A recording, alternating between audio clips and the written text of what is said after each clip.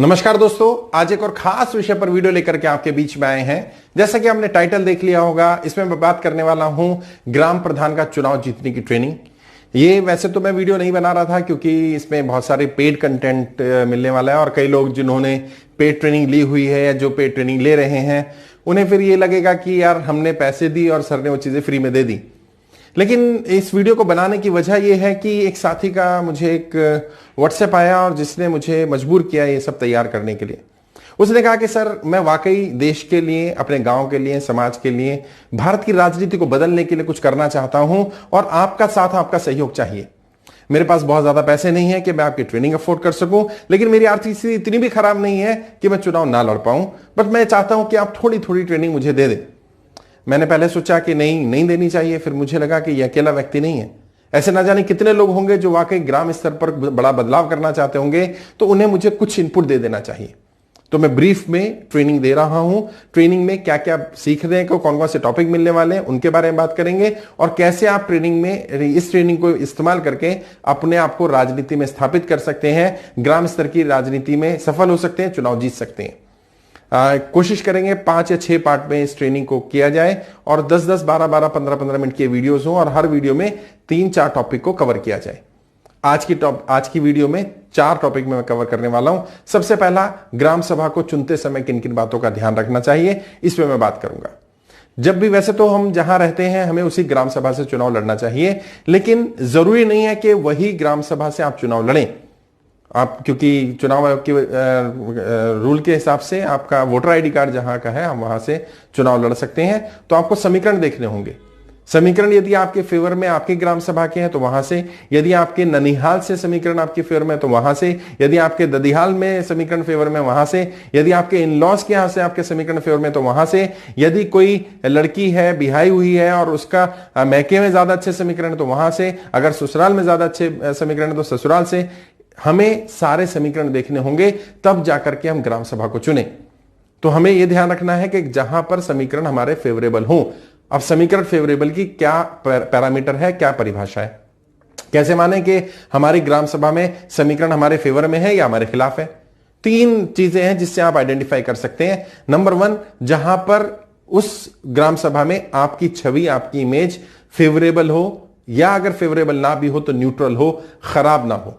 तो अगर आपकी छवि खराब नहीं है, न्यूट्रल है या फेवरेबल है, वहां पर वहां के समीकरणों के हिसाब से, जातिगत समीकरणों के हिसाब से, धार्मिक समीकरणों के हिसाब से, आर्थिक समीकरणों के हिसाब से, तो वहां पर चुनाव लड़ा जा सकता है। दूसरा, कम से कम आपके अपने परिवार के, खानदान के या कुनबे के कुछ वोट होने चाहिए। कुछ वोट इन द सेंस 10 घर हो और हर घर में 5-5 वोट है तो 50 वोट काफी है। अगर किसी गांव में 2 जगह आपके समीकरण फेवरेबल है, आपकी अपनी जगह भी और अपने ननिहाल में भी, या एक तीसरे गांव में भी जहां आप पढ़ाई की है आपने, या आपने ज्यादा समय गुजारा, या आप कोई व्यापार करते हैं, वहां पर तो तीनों जगह कंपेयर करो कि कहां सबसे ज्यादा वोट आपके अपने हैं, कहां अपने खास लोग आपके पास ज्यादा हैं। वहां पर चुनाव जीतने की संभावना अधिक होती है। तीसरा, फेवरेबल है या नहीं कैसे पता चलेगा, वहां के वर्तमान प्रधान की स्थिति, जो वर्तमान प्रधान है वो कैसा है और उसके कंपैरिजन में आप कहां टिकते हैं। कई बार ऐसा होता है कि जहां हम रहते होते हैं, जहां से हमें चुनाव लड़ना होता है, वहां की स्थिति उतनी फेवरेबल नहीं होती है। वहां पर किसी पर्टिकुलर परिवार का वर्चस्व होता है, कोई पर्टिकुलर व्यक्ति ऐसा होता है जो हमसे ज्यादा पावरफुल है, दबंग है, पैसे वाला है या किसी और चीज में संपन्न है। तो उससे बेहतर यह रहता है कि जहां पर थोड़ा इजी कॉम्पिटिशन हो, जहां पेनिट्रेट करना आसान हो। तो पहला तो ट्रेनिंग में हमें यह सीखना है कि हमें अपनी ग्राम सभा कैसे चुननी है, जिसके बारे में मैंने बताया। दूसरा टॉपिक जिसमें मैं ब्रीफ में आपको बताऊंगा, ट्रेनिंग मतलब क्या चीज आपको जरूर सीखनी चाहिए या किस चीज का और ध्यान रखना है। दूसरा होता है आपकी अपनी स्थिति, आपकी आर्थिक स्थिति, आपकी मानसिक स्थिति, आपकी राजनीतिक स्थिति, आपकी शारीरिक स्थिति, आपके साथ के जुड़े हुए लोग, आपकी टीम। तो आप अपनी स्थिति देखिए कि आपकी स्थिति कहां फेवरेबल है। जहां पर फेवरेबल है उस स्थिति के हिसाब से आपको चुनाव लड़ना है और ग्राम सभा जब चुन ली है तो अपनी स्थिति को मजबूत करना है। मैंने पहले भी कई वीडियो में बताया कि जब आप राजनीति में जाते हैं तो ये सोच समझ करके जाइए, क्योंकि राजनीति में यू टर्न नहीं है, वापसी का कोई रास्ता नहीं है।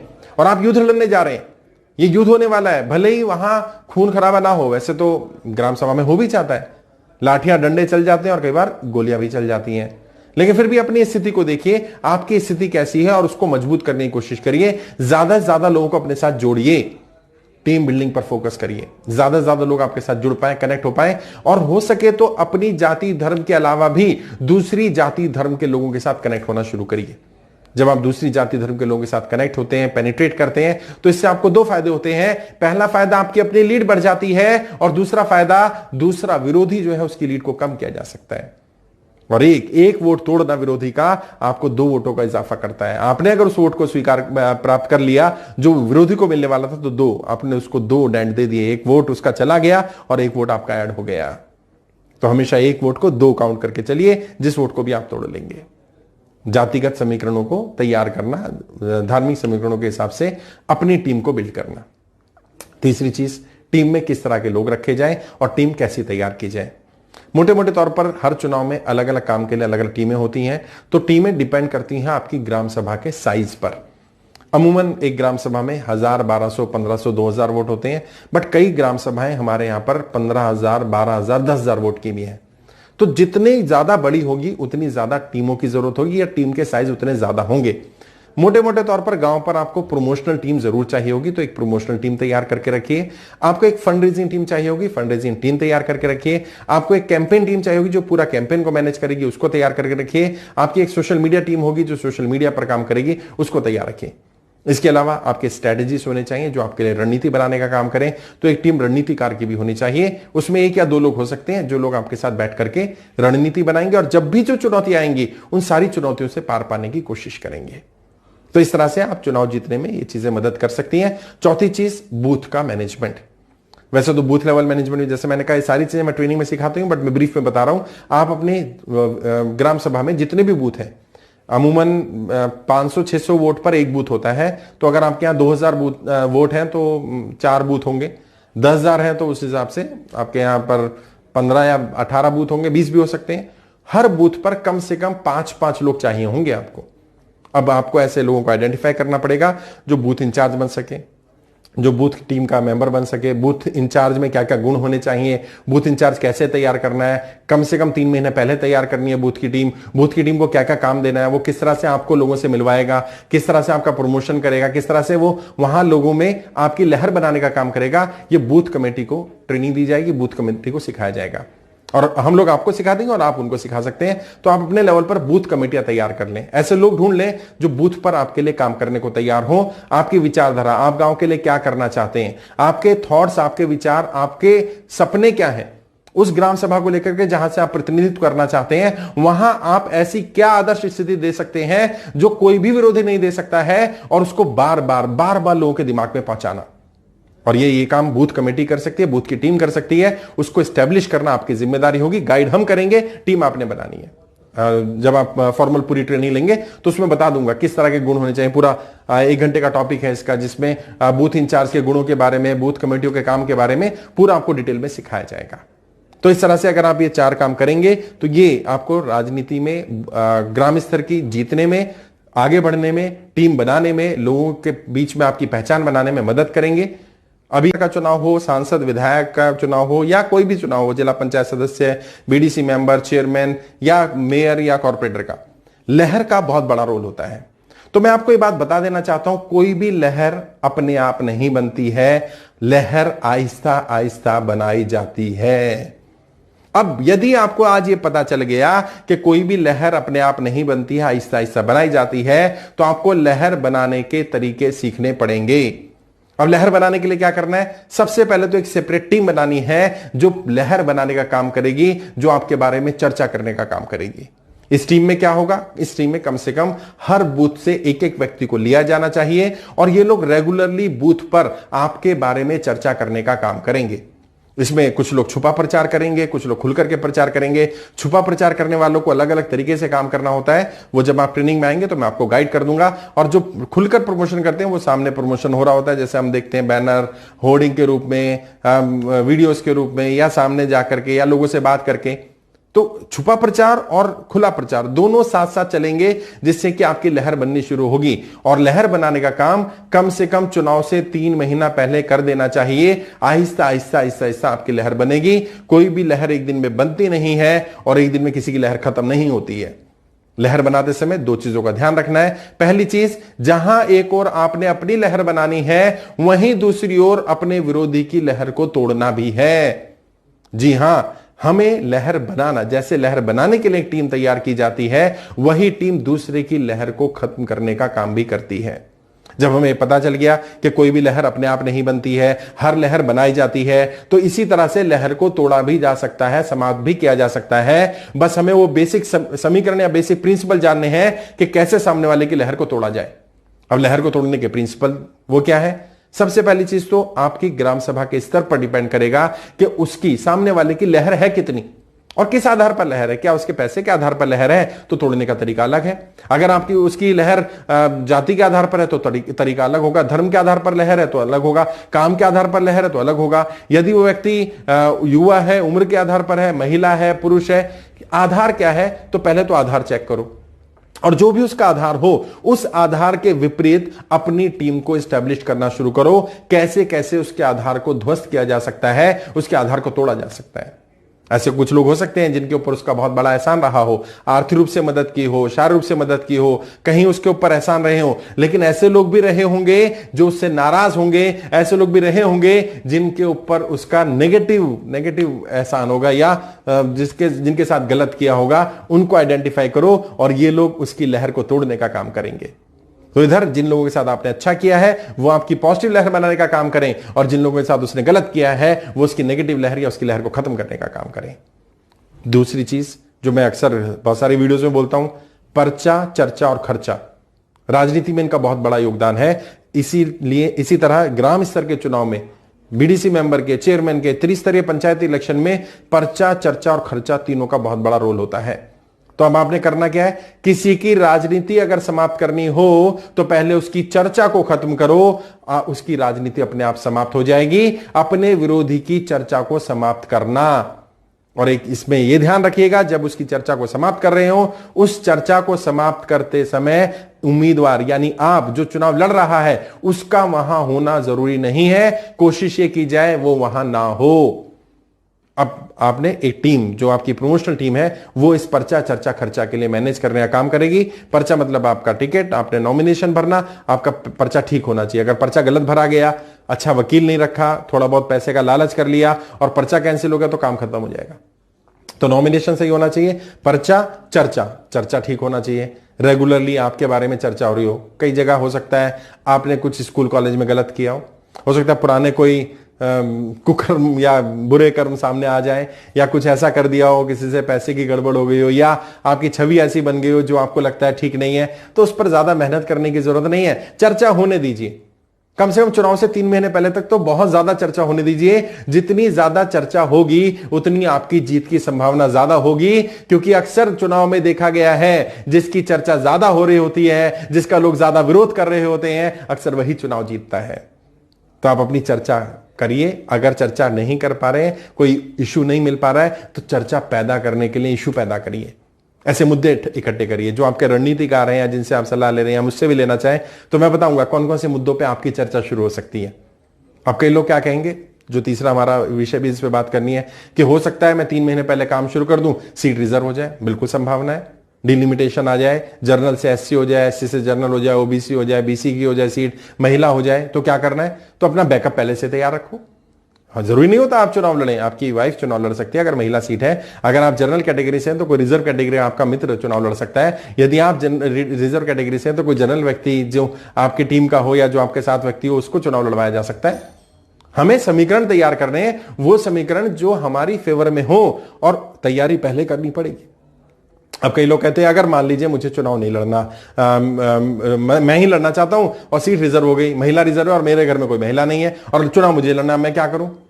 तो कुछ नहीं कर सकते। चुनाव आयोग का कानून है। वैसे तो इसमें भी हो सकता है, क्योंकि हमारे देश में नामुमकिन कुछ नहीं है। बहुत सारी जगह गलत काम होते हैं, पैसा देकर के भी सीटें चेंज कराई जाती हैं।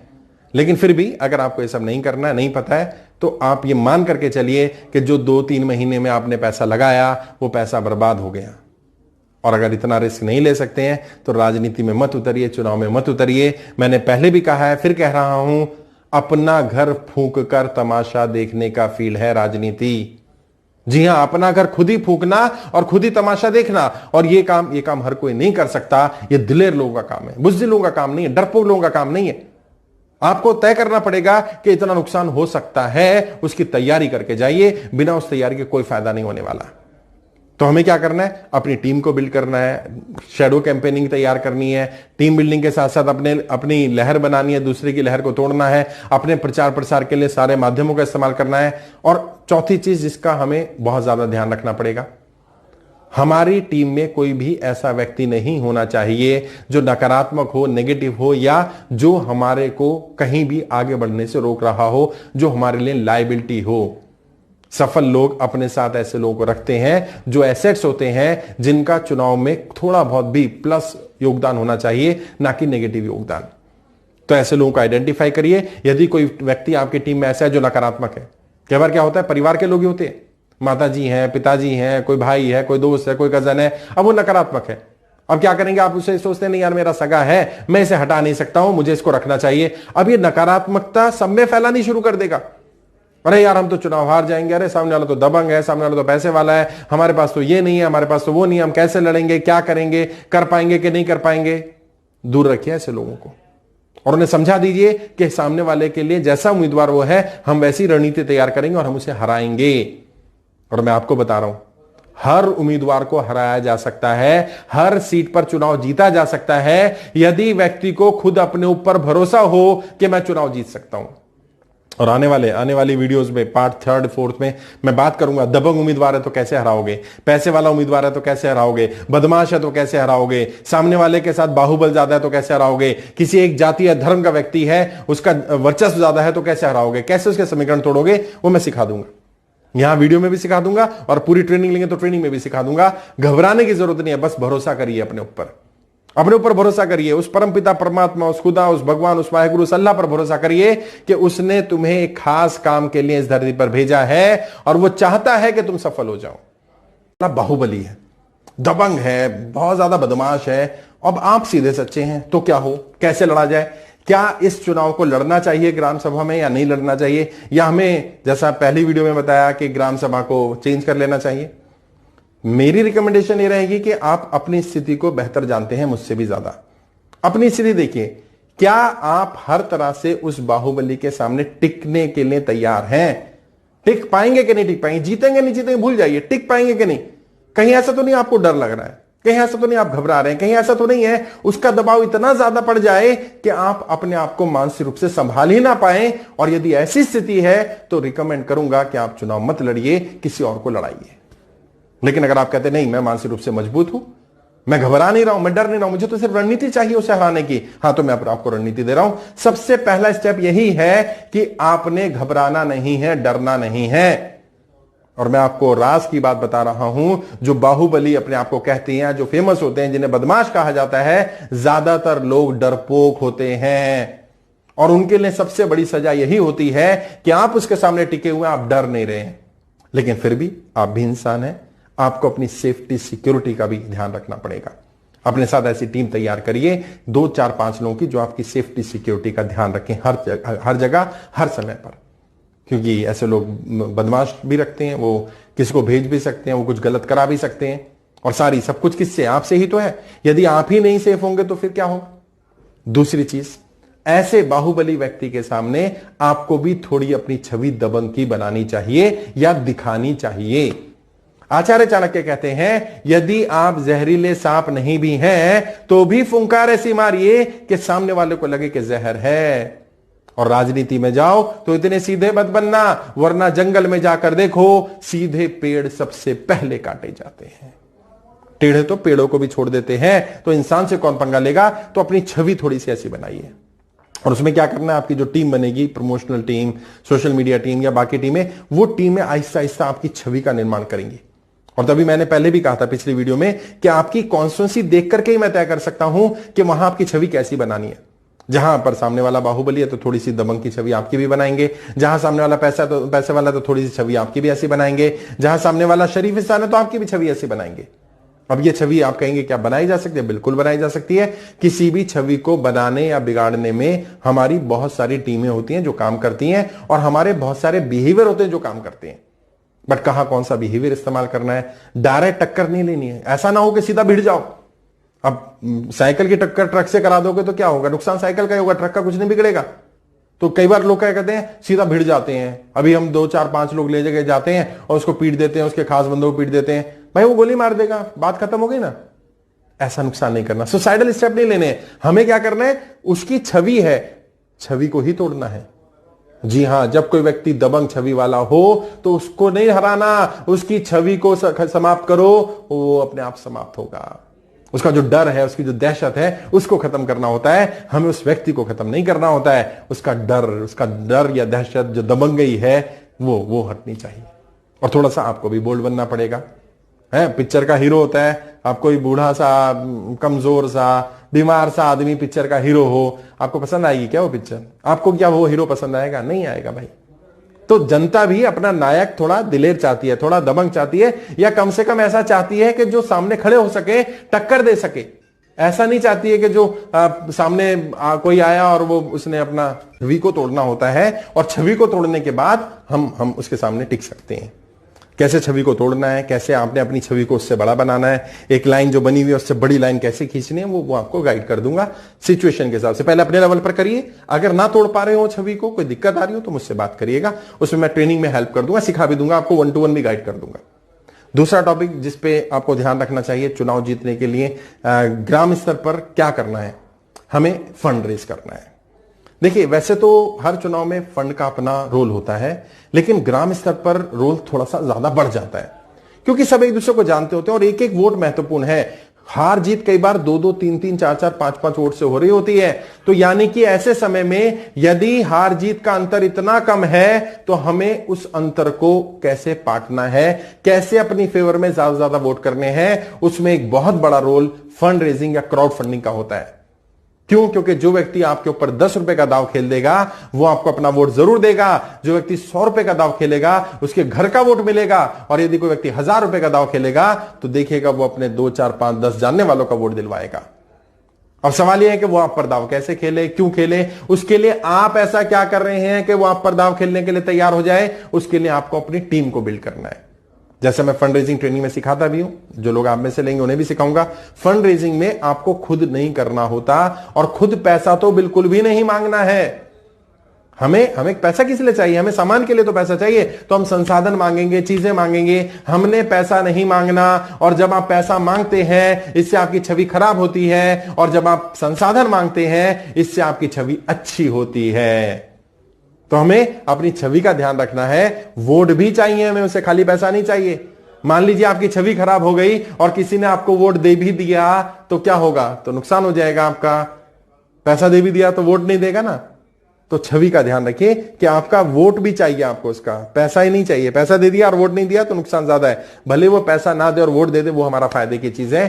तो हमें अपना फंड रेजिंग के लिए पैरेलल टीम बनानी है, टीम को ट्रेन करो। और ग्राम सभा हो या विधानसभा हो या कोई भी चुनाव हो, आपको जरूरी नहीं होता कि जहां आप चुनाव लड़ रहे हैं वहीं से फंड चाहिए। फंड ऑल ओवर वर्ल्ड कहीं से भी मिले। तो हमें क्या करना है? फंड रेजिंग टीम को ट्रेन करना है, और फिर जिनसे फंड लेना है उन तक अपनी बात को, अपने मैसेज को, संदेश को सही तरह से पहुंचाना है। अपने लेवल पर आप जितना पहुंचा सकते हैं, आपके रिलेटिव्स होंगे, फ्रेंड्स होंगे, नून लोग होंगे, आपके जानने वाले होंगे, जिनके ऊपर आपके एहसान होंगे वो लोग होंगे, जहां आपने नौकरी या बिजनेस किया होगा वहां के लोग होंगे, जहां जिन लोगों ने आपके यहां पर काम किया होगा या जो जुड़े होंगे वो लोग होंगे, आपके रिलेटिव्स होंगे, दूर दराज के लोग होंगे। उन सबसे बात करिए, और उन सबसे बात करने के बाद कैसे बात करनी है, किस तरह से बात करनी है, जैसे मैंने बता दिया, पैसा नहीं मांगना। अब सवाल आएगा क्या क्या मांगना है, तो वो आप अपने दिमाग से लगाइए, क्या क्या मांगा जा सकता है, कैसे मांगा जा सकता है, और नाराज भी नहीं करना है किसी को। और ज्यादातर लोग जो ग्राम सभा का चुनाव लड़े या विधानसभा का लड़े, जब वो फंड रेज करके चुनाव लड़ते हैं, जब वो अपना पैसा ना लगाकर दूसरों का पैसा लगा रहे होते हैं, तो उससे उनकी जीत की संभावना भी अधिक होती है। और उनके पास एक बफर होता है, एक स्टॉक होता है, एक बैकअप होता है, ताकि अगर सामने वाला ज्यादा पैसा खर्च भी कर रहा है तो भी आप चुनाव जीत जाए। तीसरी चीज, जाति धर्म के समीकरण। जी हां, हमारे विडंबना, बदकिस्मती हमारे देश की यह है, खासकर से ग्राम स्तर पर बिना जाति धर्म के कोई चुनाव हो ही नहीं रहा। और पूरा गांव, कई बार तो पूरा गांव बढ़ जाता है जाति के आधार पर, धर्म के आधार पर। तो उस समय पर हमें क्या करना है? हमें दूसरी जाति धर्म के लोगों में सेंधमारी करनी है। लेकिन ये करते समय भी ये ध्यान रखना होता है ये काम उम्मीदवार ना करे, क्योंकि अगर उम्मीदवार ने ये काम किया तो कई बार ऐसा होता है कि जो अपनी जाति धर्म के लोग होते हैं वही छूट जाते हैं, वही नाराज हो जाते हैं। अब आप कहेंगे सर एक तरफ तो आप ये कह रहे हैं कि हमें सामने वाले के दूसरे जाति धर्म के लोगों में सेंधमारी करनी है, उनके वोट लेने हैं, और दूसरी तरफ आप कह रहे हैं उम्मीदवार ने नहीं करना। हाँ, उम्मीदवार तो दूल्हा है। शादी में दूल्हा क्या करता है? दूल्हे का काम होता है घोड़ी पर चढ़ना, फेरे करना, बारात में जाना, बाकी काम सारे घर वाले करते हैं। तो हमें क्या करना है? हमें इस काम के लिए भी अपनी बारात या घर वालों का तैयारी करनी है। वो घर वाले जो इस काम में आपका सहयोग करेंगे, आपका साथ देंगे, वो बताएंगे आपके बारे में दूसरी जाति धर्म के लोगों को, वो अपने नॉन लोगों को, हर जाति धर्म में कोई ना कोई नॉन लोग होते हैं। अच्छा, हर जाति धर्म के लोग संगठित नहीं होते हैं, उनमें भी आपस में गुटबाजी हो रही होती है, तो उस गुटबाजी को तोड़ने की कोशिश करिए। उस गुट को देखिए जो गुट अपनी जाति धर्म के लोगों से नाराज है या खुश नहीं है, तो इस तरह से उनके वोटों को लिया जा सकता है। और भी कई समीकरण है, उनकी जाति धर्म में कैसे पेनिट्रेट कराया जाए आपको या आपके टीम के लोगों को, वो पेनिट्रेट होने के बाद किस तरह से बात रखनी है, क्योंकि बात रखने का तरीका बहुत महत्वपूर्ण होता है। अगर आप सीधा वोट मांगने जाएंगे, सीधा बोलेंगे कि हमें वोट दे दीजिए, तो शायद वोट नहीं मिलेगा। लेकिन अगर आप अलग ढंग से अपनी बात रखेंगे और इस ढंग से रखेंगे कि लोगों के दिलों को आपकी बात छू जाएगी, तो डेफिनेटली वो लोग आपको वोट भी करेंगे, सपोर्ट भी करेंगे, उनका साथ भी मिलेगा आपको। लड़ने जा रहे होते हैं, आपकी अपनी छवि, आपकी अपनी इमेज बहुत महत्वपूर्ण होती है। तो हमें इमेज बिल्डिंग पर काम करना होगा। कोई भी युद्ध, कोई भी लड़ाई सबसे पहले यहां जीती जाती है। यदि आपने अपने दिमाग में लड़ाई को जीत लिया तो आप फील्ड में लड़ाई को जीत लेंगे। तो हमें क्या करना है? हमें अपनी इमेज को तैयार करना है, मानसिक रूप से अपने आप को भी तैयार करना है, और दूसरों की नजरों में वो इमेज बनानी है कि ये व्यक्ति ग्राम प्रधान बन सकता है। लोग आपको वोट क्यों करें? आपको ऐसा माहौल तैयार करना पड़ेगा, लोग आपके साथ कनेक्ट होने चाहिए, आपको लोग चुनाव से पहले ही ग्राम प्रधान के रूप में स्वीकार करने चाहिए, और इसके लिए आपको रणनीति बनानी पड़ेगी। उन रणनीतियों पर काम करना पड़ेगा जो रणनीति ऐसी है जिससे कि लोगों की नजरों में आपकी इमेज ग्राम प्रधान की बन सकती है। और केवल ग्राम प्रधान की नहीं, एक सफल व्यक्तित्व की आपकी इमेज को तैयार करना होगा। आपकी इमेज बिल्डिंग इस तरह की होगी।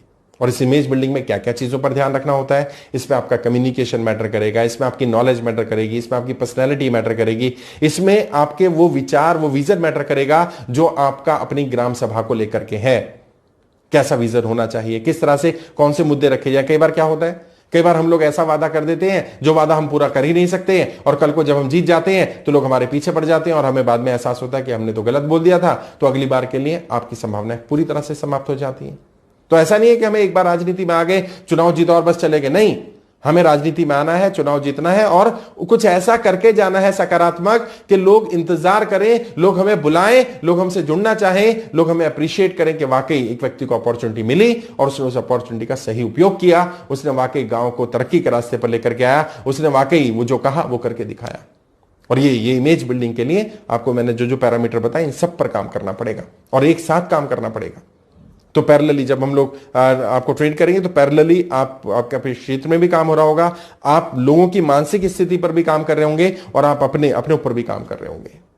एक और चीज जिसका आपको ध्यान रखना होता है, जो हमें मदद करती है चुनाव जीतने में, जब भी चुनाव लड़ा जाता है, चुनाव लड़ते समय हमें यह ध्यान रखना होता है कि सामने जो हमारे जितने भी उम्मीदवार हैं, उनमें से कितने उम्मीदवारों को बिठाया जा सकता है, तोड़ा जा सकता है, या किसी ऐसे डमी को खड़ा किया जा सकता है जो सामने वालों के वोट तोड़ दे। अमूमन किसी भी ग्राम सभा में अगर 2,500-3,000 वोट हैं तो कम से कम 3-4 उम्मीदवार सीरियस होते हैं, बाकी नॉन सीरियस उम्मीदवार होते हैं। अब ये देखो कि जो नॉन सीरियस उम्मीदवार है उसमें से किस उम्मीदवार को बिठाया जा सकता है, कौन सा ऐसा व्यक्ति है जिसके बैठने पर आपको लाभ होगा। और सब करते हैं, कुछ छुपकर करता है, कुछ बताकर करते हैं। अच्छा, कुछ लोग सोचते हैं नहीं मुझे कोई फर्क नहीं पड़ता, अरे 50 वोट ले जाएगा तो ले जाएगा। बात 50 वोट ले जाने या ना ले जाने की नहीं है, बात यह है कि वो कितने वोटर को इन्फ्लुएंस करेगा कि आपको वोट ना करें वो। क्योंकि अगर 50 वोट लोगों को वो इन्फ्लुएंस कर पाया कि वो उसे वोट कर दें, तो इसका मतलब शायद 500 या 1000 लोगों को ये इन्फ्लुएंस भी वो कर पाया होगा कि वो आपको वोट ना करके किसी और को वोट करें। और अगर वो व्यक्ति बैठ जाएगा और वो 50 वोट आपको मिल जाए, और हो सकता है कुछ लोगों को वो इन्फ्लुएंस करने से हमारी फेवर में इन्फ्लुएंस कर दे या हमारे खिलाफ इन्फ्लुएंस ना कर पाए, क्योंकि अगर वो हमारा सपोर्ट में है तो अब वो क्यों बैठेगा। तो हमें उसकी दुखती रग को पकड़ना पड़ेगा। तो जो लोग चुनाव लड़ने के इच्छुक हैं उनसे बात करने की कोशिश की जाती है इसमें। अच्छा, इसमें उम्मीदवार नहीं करता है, उम्मीदवार के खास लोग भी नहीं करते हैं, इसके लिए एक अलग से टीम बनाई जाती है, जो हम जैसे लोग रणनीतिकार हैं वो लोग बात करते हैं, और हमारी टीम के लोग उनसे बात करते हैं एक जर्नल के रूप में, आपकी जीतने की संभावना कितनी है, आपकी तैयारी क्या है, इस तरह से जैसे हम एक सर्विस प्रोवाइडर हैं, जानने की कोशिश कर रहे हैं। और जब हम लोग उनसे जानकारी लेते हैं प्रोफेशनली, तो फिर उनको हम बताते हैं, सही सलाह देते हैं कि देखो आपकी जीत की संभावना नहीं है, और आपका उद्देश्य अगर चुनाव लड़ने का यह है कि आपका प्रचार प्रसार हो, लोग आपको जान लें, तो उसके और भी तरीके हैं, और भी तरीके हैं। तो हर बार व्यक्ति, जब आपको लगता है कि व्यक्ति बैठ गया किसी के कहने से, तो हर बार पैसा दे करके नहीं बैठाया जाता है, बैठाने के भी बहुत सारे तरीके होते हैं। अच्छा, ये काम भी हर जगह नहीं करना होता। यदि मान लीजिए आपके सामने ऐसे उम्मीदवार हैं जो आपकी बजाय आपके विरोधी के वोट काटेंगे, तो ऐसे उम्मीदवारों को खड़े रखने के लिए भी सपोर्ट किया जाता है। वही टीम जो जिसमें आप नहीं होंगे, आपके खास लोग नहीं होंगे, वही टीम के लोग जाकर के उनको समझाएंगे कि आपको खड़े रहने में क्या लाभ होने वाला है। और कई बार ऐसे लोगों को उकसाया भी जाता है जो वर्तमान प्रधान के साथ हो या विरोधी के साथ हो, जिनका हमें लग रहा है कि वो नाराज हैं या उनकी नाराजगी का लाभ हमें मिल सकता है, तो नाराजगी का दोहन किया जाता है, उसको तैयार किया जाता है, उसको समझाया जाता है, कई बार उसके ऊपर दांव भी खेला जाता है। अगर मान लीजिए आपने अपने पूरे चुनाव में 50,000 रुपए उस व्यक्ति पर खर्च कर दिए और उसने 50 वोट भी सामने वाले के तोड़ दिए, 100 वोट भी तोड़ दिए, तो ये इतना बड़ा प्लस पॉइंट होगा आपको कि हार जीत हो जाती है। कई बार 10-20 वोट से हार जीत हो रही होती है ग्राम सभा में, वहां पर जहां 10-20 वोट से हार जीत होगी, तो वहां 50-100 वोट तो डबल, अगर 100 वोट टूट गए तो हमने डबल लॉस कर दिया उसका, तो क्योंकि आपका लीड मेंटेन है और उसका लीड टूट रहा है। तो वो जो व्यक्ति खड़ा करना है, उसमें क्या गुण होने चाहिए, उसे उसमें क्या क्या देखना है, उसको कैसे मोटिवेट करना है, उसको क्या क्या समर्थन सपोर्ट करना है, यह भी ध्यान रखना है कि कहीं वो हमारी टेरिटरी में एंटर ना कर जाए, हमारा लॉस ना हो जाए उसको खड़ा करने से। तो कहां व्यक्तियों को बिठाना है, कहां विरोधियों को खड़ा करना है, कहां सामने वाले के वोटों का ध्रुवीकरण को तोड़ना है, कहां अपने वोटों का ध्रुवीकरण करना है, इन सारी रणनीतियों का भी इस्तेमाल किया जाता है। और वो जैसे मैंने कहा हर ग्राम सभा पर अलग अलग होता है, तो आपकी ग्राम सभा की स्थिति कैसी है उसे देख करके तय होगा कि वहां पर हमें किसी को खड़ा करना जरूरी है, जो खड़े हुए उनको बिठाना जरूरी है, या नहीं खड़ा करना है, ना ही बिठाना है, स्थिति हमारे फेवर में बिना उसके भी जा सकती है। ये चीज जिसको हम लोग का ध्यान रखना चाहिए अगर आपको चुनाव जीतना है तो।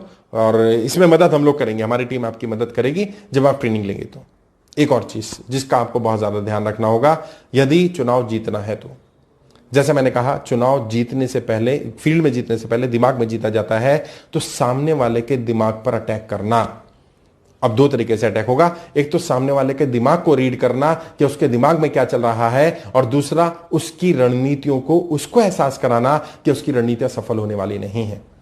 इसके लिए क्या करना पड़ता है, इसके लिए जब आप ट्रेनिंग लेंगे तो आपके लिए बैक एंड पर एक टीम तैयार की जाएगी।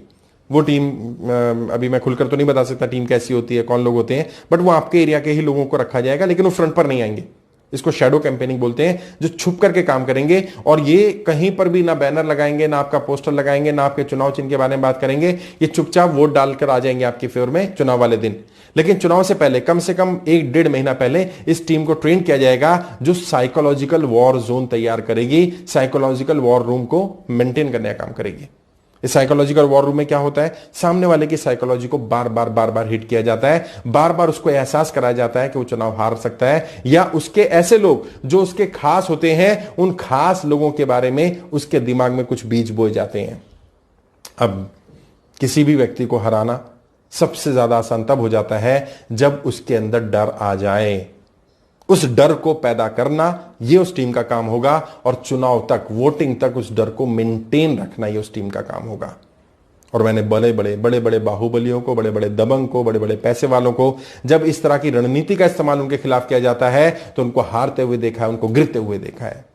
कई बार साधारण लोगों को तो पता भी नहीं चलता, वो लोग सिर्फ यही चर्चा कर रहे होते हैं, अरे वो व्यक्ति हार गया, अरे वो उसके खानदान के लोग तो पिछले 10 बार से चुनाव जीतते आ रहे थे, उसके तो बाप दादाओं का नाम चलता था, उसकी तो टीम में इतने लोग थे, उसका तो इतना लोगों पे एहसान था, ऐसा व्यक्ति चुनाव हार गया।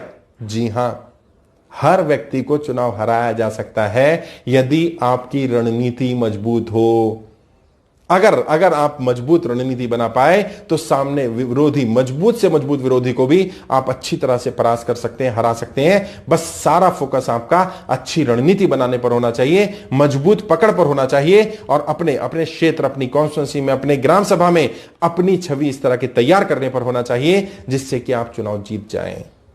आप अपने स्तर पर मेहनत करिए, अपनी टीम को तैयार करिए, जो मैंने बातें बताई इस वीडियो में उनको इंप्लीमेंट करिए, और अपनी पूरी टीम को लगा दीजिए इन कामों पर। अगर हो जाए तो बहुत अच्छी बात है, लेकिन अगर कहीं भी कोई दिक्कत आए तो मेरी मदद ले लीजिए। के लिए एक और चीज जिसका आपको बहुत ख्याल रखना है और जिसको आपको तैयार करना है, वो है आपके साथ चलने वाले लोग और आपके अपने वफादार लोगों को यह काम देना कि उनको आइडेंटिफाई करें जो आपके उतने वफादार नहीं हैं, जिनका फेस वैल्यू उतनी नहीं है। कई लोग ऐसे आपके साथ चलने वाले होते हैं, आपकी टीम में होते हैं, जिनके साथ रखने से आपको नुकसान हो रहा होता है। तो आपको ऐसे लोगों को आइडेंटिफाई करना पड़ेगा जो साथ रख करके आपका नुकसान कर देंगे। ऐसे लोगों को साथ रखने से बेहतर है ऐसे लोगों को साथ ना रखा जाए। अब मान लीजिए सिचुएशन ऐसी है, कोई व्यक्ति ऐसा है जिसके लिए जो व्यक्ति बहुत महत्वपूर्ण है, जिसे साथ रखना चाहिए आपको, लेकिन उसकी छवि ऐसी है गांव में या लोगों की नजरों में कि ये व्यक्ति बदमाश है या बेईमान है या इसने हमारे साथ गलत किया हुआ है, लड़ाई झगड़ा किया हुआ है और बहुत सारे लोगों के साथ उसकी संबंध खराब भी है। तो ऐसे व्यक्ति को साथ भी रखना जरूरी है और सामने रखना जरूरी भी नहीं है। तो हमें क्या करना है, हमें साथ और सामने के अंतर को, फर्क को समझना पड़ेगा और अपनी टीम में जो लोग खास हैं उन्हें इस काम की जिम्मेदारी देनी होगी कि ये व्यक्ति हमारे साथ तो रहेगा लेकिन सामने नहीं होना चाहिए, कम से कम मंच पर नहीं होना चाहिए, जहां सभा हो रही है वहां नहीं होना चाहिए, आपके साथ नहीं होना चाहिए। बैकएंड पर वो जो करना चाहे करे, प्रचार प्रसार करना चाहे करे, लेकिन उसको भी ये समझाया जाए कि वो ग्राम सभा में ज्यादा इन्वॉल्व ना हो, काम में इन्वॉल्व ना हो और कम से कम उन लोगों के साथ कोई बहसबाजी ना करे। अपनी टीम के कोर टीम के लोगों को भी समझाना पड़ेगा कि वो लोग अपने आप को इस तरह से मेंटली प्रिपेयर करें कि अगर कोई ऐसी स्थिति आ जाती है तो किसी व्यक्ति को हटाया जा सकता है। अगर कोई विद्रोह करता है या कोई हमारे खिलाफ बोलने लगता है तो उसको कैसे टैकल करना है। और कई उम्मीदवार तो ऐसे होते हैं जिन्हें पता ही नहीं होता कोर टीम भी कोई होती है, तो वो कोर टीम ही तैयार नहीं करते हैं। तो हमें अपनी, जैसे मैंने कहा, 9 टीमों की जरूरत होती है, तो उसमें सबसे महत्वपूर्ण टीम कोर टीम ही है। इस कोर टीम में 6-7 लोग ऐसे रखे जाते हैं जो बिल्कुल खास हों और जो रणनीति बनाने का काम करें और रणनीति को इंप्लीमेंट करवाने की जिम्मेदारी होनी चाहिए उनके ऊपर। तो हमें क्या करना है, हमें एक कोर कमेटी तैयार करनी है और उस कोर कमेटी में ऐसे लोगों को रखना है जो जिम्मेदारी ले सकते हो और फिर उनको जिम्मेदारी दे करके क्रॉस चेकिंग मैकेनिज्म को डेवलप करना है। ये क्रॉस चेकिंग मैकेनिज्म क्या होता है, इसमें जनरली हम लोग थर्ड पार्टी को इन्वॉल्व करते हैं जो क्रॉस चेकिंग का काम करती है कि जो काम कहा गया वो हुआ कि नहीं हुआ। जैसे हम कह रहे हैं प्रमोशन वैसा चल रहा है कि नहीं चल रहा है, जो चीज हम कह रहे हैं उसका वो रिस्पांस आ रहा है कि नहीं आ रहा है, पदयात्राएं जैसे हम कह रहे थे वैसे हो रही है कि नहीं हो रही है, नुक्कड़ सभाओं पर जो मुद्दे रखे गए थे वो हो रहे हैं कि नहीं हो रहे हैं, वो नुक्कड़ नाटक की टीम, वो प्रमोशन की टीम, वो सोशल मीडिया टीम, वो ऑफलाइन ऑनलाइन प्रमोशन, सारी चीजों को स्ट्रीमलाइन करके एक जगह रखना और उस क्रॉस चेकिंग मैकेनिज्म के द्वारा ये चेक करना कि जितना कहा गया उतना हुआ या नहीं हुआ, उसका वो रिजल्ट आया कि नहीं आया जो हम चाहते थे, और अपनी रणनीतियों में समय समय पर बदलाव करना। तो हमें क्रॉस चेकिंग मैकेनिज्म को डेवलप करना होगा। अपनी टीम में ऐसे लोगों को आइडेंटिफाई करना होगा जिनकी फेस वैल्यू ज्यादा अच्छी नहीं है या जिनकी फेस वैल्यू खराब है और उन्हें कोर कमेटी में ना रख करके कोर कमेटी की टीम के लोग उनको सामने ना करें, साथ रखें। अब सामने ना रखें और साथ रखें में बहुत सारे इश्यूज आएंगे, तो वो जब आएंगे तो मैं गाइड कर दूंगा आपको कि जब मैं कहता हूं कि सामने ना रखें साथ रखें तो किस तरह से हैंडल करना है इसको, क्योंकि ये इतना आसान नहीं होने वाला है। इसमें आपको मेरी मदद की जरूरत पड़ेगी या किसी एक्सपर्ट की मदद की जरूरत पड़ेगी। एक और चीज जो आपको चुनाव जीतने में मदद कर सकती है, आपके उन लोगों के साथ पर्सनल रिलेशन जो शायद आपको वोट तो ना करे लेकिन आपके सपोर्टर बनने को तैयार हो जाए और वो वोट डलवा दें। जी हाँ, ऐसे बहुत सारे लोग होते हैं जिनका गांव में वोट ही नहीं है। अब वो आपके वेल विशर हैं, वो आपको पसंद करते हैं, वो आपका साथ देना चाहते हैं, लेकिन मजबूरी उनके साथ ये है उनका वोट आपके गांव में नहीं है, आपकी ग्राम सभा में नहीं है। अब वो क्या करें, वो वोट तो नहीं दे सकते आपको लेकिन वो इन्फ्लुएंस करके वोट डलवा सकते हैं। तो अपने ऐसे वेल विशर्स की टीम तैयार करिए। हो सकता है अड़ोस पड़ोस के गांव की हो सकता है वो कोई ऐसा व्यक्ति हो जिसकी उम्र अभी 15 साल ही है, कोई युवा है, बच्चा है, लेकिन उसका इन्फ्लुएंस है। अच्छा, कोई ऐसा टीचर है आपके गांव में जो दूसरे गांव में रहता है, उसका वोट आपके गांव में नहीं है लेकिन उसका इन्फ्लुएंस बहुत ज्यादा आपके गांव में। कोई ऐसा व्यक्ति है जिसको ला करके आपके गांव में उसकी छवि के कारण आपकी छवि में इजाफा हो सकता है और उसके कह देने से आपके साथ लोग जुड़ सकते हैं। कोई ऐसा व्यक्ति हो सकता है, जैसे मैंने पहले भी कहा कि हम आइडेंटिफाई करते हैं, कोई जो सैनिक हो, कोई डॉक्टर रहा हो, कोई आपके गांव का कोई ऑफिसर रहा हो, कोई बड़े पद पर रहा हो, उन व्यक्तियों के साथ आपके संबंध अच्छे हो, वो भी गांव में नहीं है और उनका वोट भी गांव से कट चुका है लेकिन वो गांव के से जुड़े रहे हैं, वो शहर में रह रहे हैं, कहीं और रह रहे हैं, उनको अप्रोच करना कि आप वेल विशर के रूप में इन्फ्लुएंसर का काम करें। और ये जो इन्फ्लुएंसर होता है ना, ये 2 से 5% वोट को इन्फ्लुएंस करने की क्षमता रखता है और जितने ज्यादा इन्फ्लुएंसर होंगे और जितने ज्यादा पावरफुल इन्फ्लुएंसर आपके पास होंगे उतने आपके चुनाव को जीतने की संभावना अधिक होगी। लेकिन ये ध्यान रखें, जब इन्फ्लुएंसर से बात करनी है तो डायरेक्ट बात नहीं करनी है। डायरेक्ट सीधा अपने प्रचार प्रसार के बारे में बात नहीं करनी होती। हां, फंस जाएंगे आपको क्या करना है, रणनीति के तहत बात करनी है, ताकि ऐसा माहौल बन जाए वो व्यक्ति खुद आकर के कहे कि मैं आपके लिए प्रचार प्रसार करूंगा। अब आप कहेंगे साहब ये संभव है क्या? जी हां, बिल्कुल संभव है। मैंने कहा nothing is impossible on the surface of earth. राजनीति में कुछ भी असंभव नहीं है, असंभव नाम की चीज नहीं है। बस आपको भरोसा होना चाहिए कि हां ये हो सकता है, हो सकता है। उस इन्फ्लुएंसर को उसको इस तरह से ट्रेन किया जाता है, तैयार किया जाता है, हैम्परिंग की जाती है, और एक बार नहीं की जाती, बार बार की जाती है। जैसे मैंने कहा ना कि एक पत्थर पर एक बार हथौड़ा मारा तो नहीं टूटेगा, लेकिन दरार पड़ेगी, थोड़ा सा नुकसान कर जाएगा वो। ऐसे उस व्यक्ति को बार बार हैम्परिंग कैसे की जाती है, और इनडायरेक्ट हैम्परिंग होती है वो। उस हैमरिंग में क्या करना है हमें, उसका नुकसान कुछ नहीं हो रहा, लेकिन उसको बार बार बार बार बार बार ट्रिगर भेजा जा रहा है, और जैसे ही वो ट्रिगर वहां लगेगा जहां सही पोजीशन पे लगना चाहिए, वो व्यक्ति आपके कैंपेन के लिए, आपकी सपोर्ट के लिए आ जाएगा। उसके लिए जब आप आएंगे ट्रेनिंग में तो मैं आपको गाइड कर दूंगा कि किस तरह से ऐसे लोगों को आइडेंटिफाई करना है। आइडेंटिफाई करके लिस्ट आपने देनी है, उनसे यूज कैसे करना है वो मैं सिखाऊंगा, रणनीति बनाऊंगा। और डायरेक्ट आपकी बात नहीं होगी, बात तब होगी मतलब जब वो आ जाएंगे तब बात होगी, लेकिन उनके ना या हां कर देने तक आपसे बात नहीं कराई जाएगी। क्योंकि अगर हां कर दी है तो वो फिर आपसे बात कराना अच्छी बात है, लेकिन अगर ना करता है, मना करता है, तो फिर आपकी इमेज पर बात नहीं आनी चाहिए। क्योंकि मैंने जैसा कहा, उम्मीदवार की इमेज या छवि ही बहुत महत्वपूर्ण होती है, उसी से वो चुनाव हारता है या चुनाव जीतता है। एक और चीज जिसके लिए हमें अपने आप को तैयार करना पड़ेगा, और अगर हम तैयार कर लेते हैं तो हमारी चुनाव जीतने की संभावना बढ़ जाएगी, हमारा लोगों के साथ इमोशनल अटैचमेंट। जी हां, हमारा देश इमोशनल देश है, और जो लोग जाति धर्म की भाषा की बात करते हैं, वो मिट्टी की बात करते हैं, एक्चुअल में वो हम इमोशंस की बात करते हैं। धर्म भी एक इमोशन है, जाति भी एक इमोशन है, दोस्ती भी एक इमोशन है, किसी पर किया गया एहसान भी एक इमोशन है, आपका या आपके खानदान का, आपके माता पिता का, आपके दादा का, आपके पूर्वजों का, वो भी एक इमोशन ही है। बस हमें यह पता करना है कि सामने वाले के इमोशंस को कैसे कैसे ट्रिगर करके अपने साथ, उस इमोशंस के साथ उसे कनेक्ट करना है। लोग अपनी जाति और धर्म के खिलाफ भी चले जाते हैं अगर उससे मजबूत कोई और इमोशन मिल जाए तो।